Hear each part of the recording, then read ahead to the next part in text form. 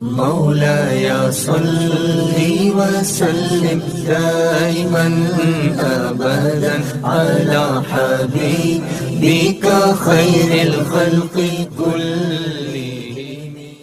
رسول اللہ الصلاۃ والسلام علیک یا حبیب اللہ وعلی آلک واصحابک یا خاتم النبیین صلی اللہ تعالی علیہ وآلہ وسلم.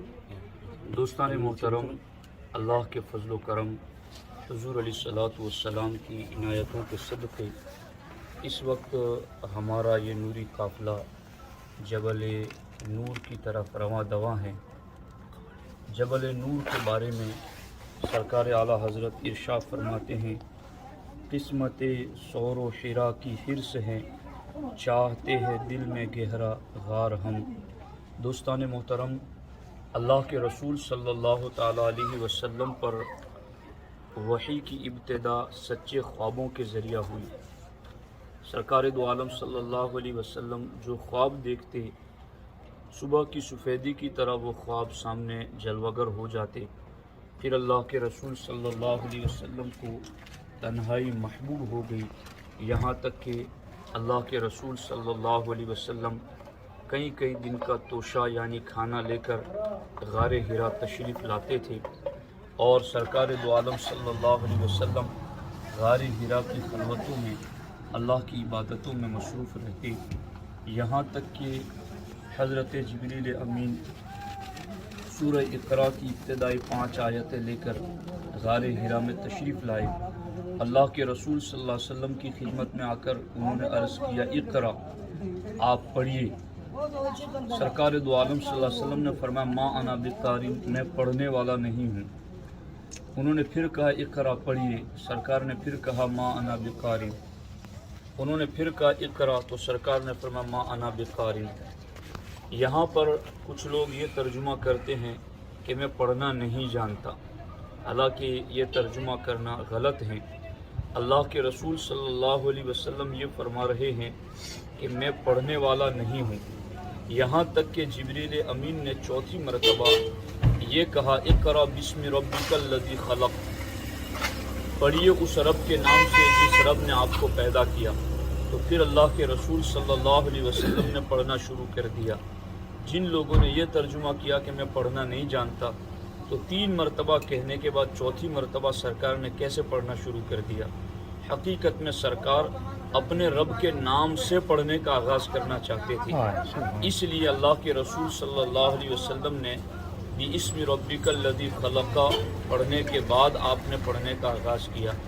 یہاں تک کہ 3 مرتبہ جب سرکار نے نہیں پڑھا تو جبریل امین نے فَأَخَذَنِي فَغَطَّنِي حَتَّى بَلَغَ مِنِّي الْجُهْدَ، کہ جبریل نے مجھے پکڑا اور پکڑ کر دبوچا یہاں تک کہ مجھے مشقت پہنچی، یعنی بہت سختی کے ساتھ سرکار کو پکڑ کر انہوں نے دبایا.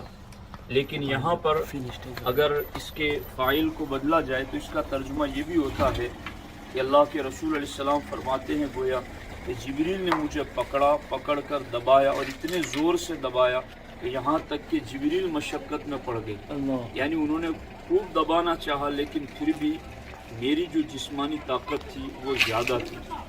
اللہ کے رسول علیہ السلام نے پڑھنے کا آغاز کیا. یہی وہ غار حرا ہے جہاں ام المومنین سیدہ خدیجۃ الکبریٰ رضی اللہ تعالیٰ عنہ اللہ کے رسول علیہ السلام کی خدمت میں کھانا لے کر آتی تھی. ایک مرتبہ سیدہ خدیجہ یہاں سے کھانا لے کر سرکار کی بارگاہ میں پہنچتی تھی کہ انہیں ٹھوکر لگی. ادھر سرکار کی بارگاہ میں جبریل تشریف لائے اور جبریل علیہ السلام نے کہا کہ اللہ فرماتا ہے کہ آپ خدیجہ کو اللہ کا سلام کہہ دیں. ازواج مطہرات میں تنہا یہ خاتون ہیں جنہیں اللہ نے سلام کہا ہے. سرکار کی بارگاہ میں جب سیدہ خدیجہ پہنچی تو سرکار نے فرمایا، خدیجہ کیا ہوا؟ سیدہ خدیجہ نے کوئی شکوہ شکایت نہیں کی کہ حضور آپ کی خدمت میں آئی تو مجھے ٹھوکر لگی، میں گر گئی، مجھے چوٹ آئی، ایسی کوئی بات نہیں. وہ صابرہ شاکرہ خاتون کہتی ہیں، حضور مجھے کچھ نہیں ہوا. تو اللہ کے رسول علیہ السلام نے پھر کہا کہ اللہ تبارک و تعالیٰ نے تمہیں سلام بھیجا ہے. دوستان محترم، یہ وہ غار ہے جہاں سے وحی الہی کے نزول کا آغاز ہوا، اور معلم کائنات صلی اللہ علیہ وسلم نے اسی وحی کو آ کر کے قوم کو سنایا. اور لوگوں کو دین کی طرف بلایا۔ ہم اللہ رب العزت کے بے حد شکر گزار ہیں اور شکر ادا کرتے ہیں۔ اللہ تبارک و تعالیٰ نے ہمیں ایسے جبل نور پر آنے کی سعادت بخشی ہے۔